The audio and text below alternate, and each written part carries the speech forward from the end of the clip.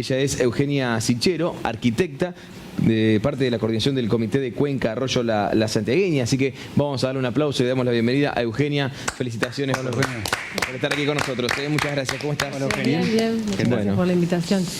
Antes de hablar, aclarar que vengo como particular porque estamos justo ante un cambio de gestión de gobierno. Sí. Más allá de que seguramente todas las políticas de las buenas prácticas se van a seguir replicando, pero por los anuncios que le hizo el intendente esta mañana.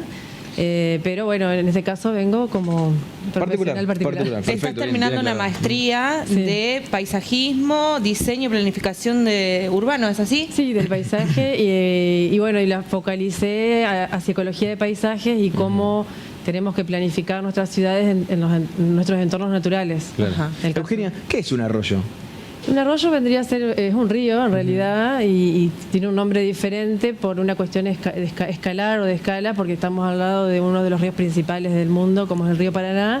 Entonces, de algún modo, el arroyo sería como un curso de agua menor, ¿no? Claro. Para diferenciar del río Paraná en este caso. Claro, una cuestión de escala. Claro. ¿Cuántos arroyos hay en la ciudad de Paraná?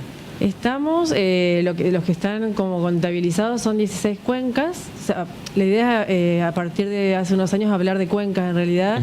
El arroyo vendría a ser el curso donde el agua termina siendo un canal para llegar a otro curso mayor. Bien.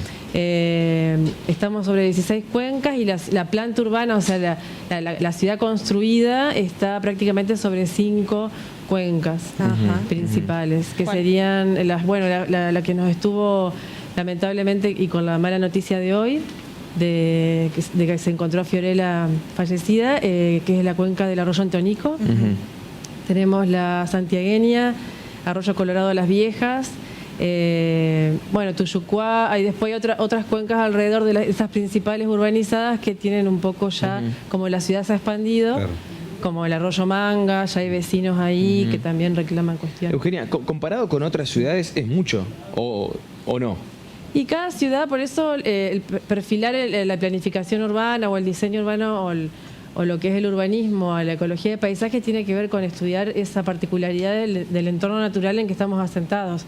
Las ciudades de sierra tienen su particularidad y sus problemáticas, las de llanura, las propias, y nosotros, más allá de que es una leve planicie ondulada con arroyos, de algún modo sí, estamos sobre agua y el agua que vemos por sobre la superficie se replica debajo también en lo que son las napas y todo. Y ahora son, 16 cuencas que cada una de ellas tiene su particularidad, su comportamiento, y eso también hay que tener en cuenta, ¿no? Me imagino. Sí, y más las que están antropizadas o de algún modo urbanizadas, que han sido modificadas en su curso natural. Los ríos, todo lo que son los cursos de agua, tienen lugares de nacientes, que son las zonas de recarga, lagunas. Después el transcurso de la cava sería como lo que son las barrancas de los lugares que ustedes conocerán de Antonico y los arroyos nuestros. Y después el lugar donde desemboca, que es el delta de ese río. Claro. Por ejemplo, un delta de arroyo o río sería el Puerto Viejo, donde es la desembocadura justamente de Antonico, donde hoy se focalizaban las cámaras de los canales para el hallazgo de esta vecina nuestra. Y las zonas de recarga, como les decía, son zonas de lagunas. Entonces Antonico nace allá por Ñuble, toda la zona de División Los Andes, en esa zona del sureste de la ciudad, que de a poco han sido rellenadas las lagunas, los cursos de agua han sido rectificados o tapados. Entonces, todo ese sistema natural que antes tenía esos meandros o curvas, la vegetación y la absorción del suelo, al modificarlo, el agua igualmente cae. El agua de lluvia va a caer igual, por más que no querramos. Y se agrava todo, ante el cambio climático que lamentablemente ya está acá. Cuando llueve así tanto en poco tiempo, es cuanto más el agua busca lugares por allí que no son los propios o que han sido modificados. Claro, se aumentan las velocidades del caudal. Ya la pendiente natural de los arroyos hacia el río tiene su velocidad por una cuestión física, pero a la vez se aumenta el caudal al no encontrar esa absorción. Esa gran cantidad de agua va hacia el cauce y arrasa con todo. Puede ser que esto que decías, las lagunas, son los reservorios, ¿no? Puede ser que también a raíz de las construcciones, de la urbanización, se hayan eliminado o reducido estos espacios y que esto genere también el desborde de los arroyos? Claro, sí, justamente. A ver, no es que se ha hecho mal y esto se está descubriendo algo. Se hizo mal, pero con otro paradigma de forma de evitar el ser humano, el planeta, vamos a decir. Entonces, ante el cambio climático, que en realidad agrava las diferentes condiciones climáticas, ahí es donde vemos que muchas de las soluciones que antes creíamos que eran, por ejemplo, la sección de un tubo de entubamiento, hoy ya no da abasto. Un puente a una cota determinada ya no alcanza, y el agua pasa por arriba, como en este caso pasó por encima me dijeron, de Avenida Estrada el sábado mismo. Entonces ya no hay como una forma de medir, y por eso hoy se está hablando de ciudades resilientes, o sea, de algún modo ciudades que ante la emergencia de tanta caída de agua o alguna cuestión climática eventual, cómo esa ciudad puede llegar a responder y ante la emergencia, ante la contingencia y de algún modo planificado, ¿no? Ahora, el otro día me contaba el año pasado una señora que vive en calle, creo que zona de Díaz Vélez, Rondó, por allí, que cuando ella hizo su casa ahí, hace 15 años atrás, tenía, no sé, pongamos 15 metros de fondo. Y ahora tiene 2 metros de fondo prácticamente, porque le ha venido comiendo el patio de la casa, el arroyo. ¿Eso es falta de planificación? Digamos, ¿nunca podría haber estado esa señora viviendo en esa casa? Según los estudios, es que de algún modo habría que determinar, que no está determinado, las líneas de ribera y las líneas de donde el arroyo de algún modo tiene su desborde. Más allá de que lo encaucemos, como vieron, también hay parte de Antoñico que se estuvieron filmando en estas horas, que es como un cauce de hormigón.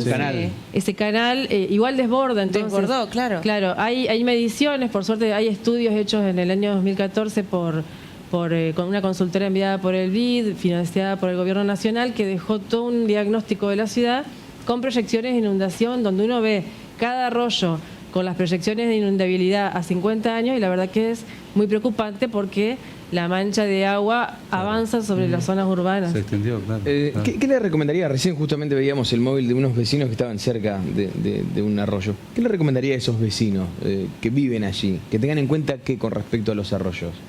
Y hay diferentes casos. Están los vecinos, como me parece que es el caso que contaba el periodista, de los vecinos que están hace muchos años con viviendas de planes de vivienda, donde supuestamente estaba todo aprobado. Y también están los vecinos que, a causa de una no planificación, de no generar el estado suelo urbano accesible de algún modo que compita con el sector inmobiliario, mucha gente ve que no puede comprar un terreno y se asienta donde puede. Y justamente coincide los arroyos con los sectores de gente con mayores necesidades básicas insatisfechas, lamentablemente. Esa coincidencia genera lo que vimos recién que Estela mostraba, una mayor tragedia diaria para esa gente. En realidad, los consejos es que en realidad yo aconsejaría que creo que se va a trabajar en ese sentido, y ya ha habido una ordenanza sobre comités de cuencas y arroyos de Paraná que salió en 2018, que es muy interesante, que aborda estos temas. Y el consejo que creo yo que el Estado debe abordar el problema y acompañar a los vecinos. Ayer en estas horas se vio que la ciudadanía responde enseguida. En todas las ciudades sucede lo mismo. Cuando, por ejemplo, el caso de Santa Fe, cuando se inundó también, en 2003. Esa respuesta puede ser organizada. Muchas ciudades, el caso de Curitiba, muchas ciudades en el mundo ya han organizado esa respuesta, que es lo que hablaba hoy, de cómo una ciudad puede ser resiliente y no salir de algún modo desorganizado, sino que ya se han generado en esas ciudades tanto las áreas de protección civil o defensa civil desde el Estado, pero también vecinos organizados ante esas emergencias que pueden también aportar. Ciudades resilientes. Resilientes. Es un término que viene de lo han usado mucho los de ecología, los ecólogos, para determinar cómo la respuesta de un entorno natural ante un desastre, el poder de regenerarse o de reciprocidad, de volver a su estado natural. Desconozco la parte de ingeniería y demás, y por eso te pregunto, que conoces más del tema.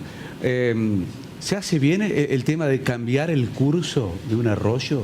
¿Está bien eso o es preferible respetar el curso y bueno, construir sobre ese curso? Y bueno, voy a salir de Paraná para no entrar, viste, en cuestiones de acá, como de entre casa.